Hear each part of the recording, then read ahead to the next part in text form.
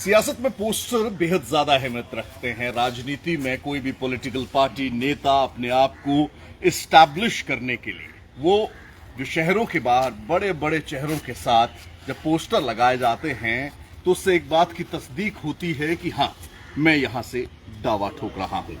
लेकिन क्या हो जब पोस्टर वार प्रदेश में कांग्रेस पार्टी के लिए गुटबाजी की सबसे बड़ी वजह बन जाए। राम राम, मैं हूं विपिन परमार और आप देख रहे हैं इंडियन न्यूज हरियाणा का डिजिटल प्लेटफॉर्म।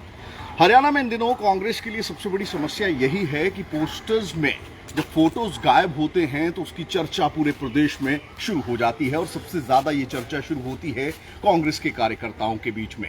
अब प्रदेश में दो बड़े कार्यक्रम कांग्रेस चला रही है, हरियाणा मांगे हिसाब और वहीं कांग्रेस की एक और संदेश यात्रा लेकर प्रदेश के दौरों पर निकल रही हैं कुमारी शैलजा।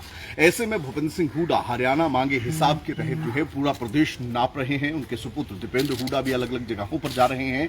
ऐसे में इसी कांग्रेस कार्यालय में जब हरियाणा मांगे हिसाब कार्यक्रम को लॉन्च करने के लिए तमाम नेता यहां पर पहुंचे थे, उस समय जो पोस्टर उनके पीछे यानी कि प्रेस कॉन्फ्रेंस के पीछे लगाया गया था उसमें से कुमारी शैलजा गायब थी। अब कुमारी शैलजा का भी समय था हिसाब बराबर करने का। उनकी ओर से जो संदेश यात्रा 27 जुलाई से शुरू की जा रही है, उस संदेश यात्रा के पोस्टर से भूपेंद्र सिंह हुड्डा, उदयभान जो कि प्रदेश अध्यक्ष हैं हरियाणा कांग्रेस के, उनके चेहरे गायब हैं।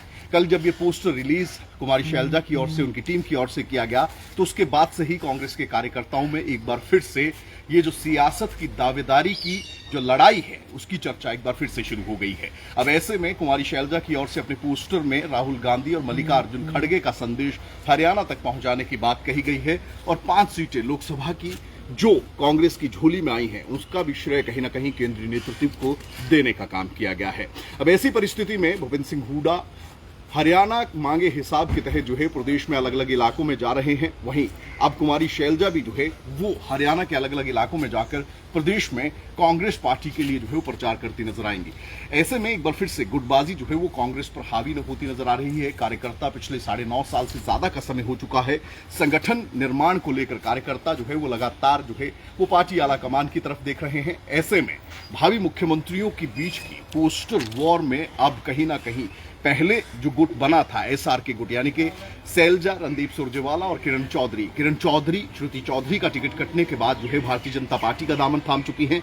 लेकिन अब इस गुट को एक बार फिर से मजबूत करने का काम किया गया है क्योंकि ये गुट थोड़ा हल्का जो है लोकसभा चुनावों के दौरान जो है वो देखने को मिला था जब किरण चौधरी जो है चुनावों के बाद इस गुट को छोड़कर चली गई। तो ऐसे में दो नेता कुमारी शैलजा और रणदीप सुरजेवाला ही इस गुट में रह गए थे जो कि भूपेंद्र सिंह हुड्डा गुट के खिलाफ लगातार प्रदेश में पैरेलल यात्राएं, पैरेलल सभाएं कर रहे थे। अब इस गुट में चौधरी वीरेंद्र सिंह का नाम जुड़ गया है। यूं तो वीरेंद्र सिंह हरियाणा मांगे हिसाब कार्यक्रम के इस लॉन्च कार्यक्रम में भी शामिल हुए थे। वहां पर उन्हें मार्गदर्शक बताने का काम जो है भूपेंद्र सिंह हुड्डा की ओर से किया गया था, जिसका जवाब भी चौधरी वीरेंद्र सिंह की ओर से उसी समय दे दिया गया था। उनका यह कहना था कि मैं मार्गदर्शक नहीं बल्कि एक्टिव पॉलिटिशियन हूं, यानी कि मेरी राजनीति अभी भी बची हुई है और कांग्रेस के साथ उस राजनीति को आगे बढ़ाना चाहते हैं।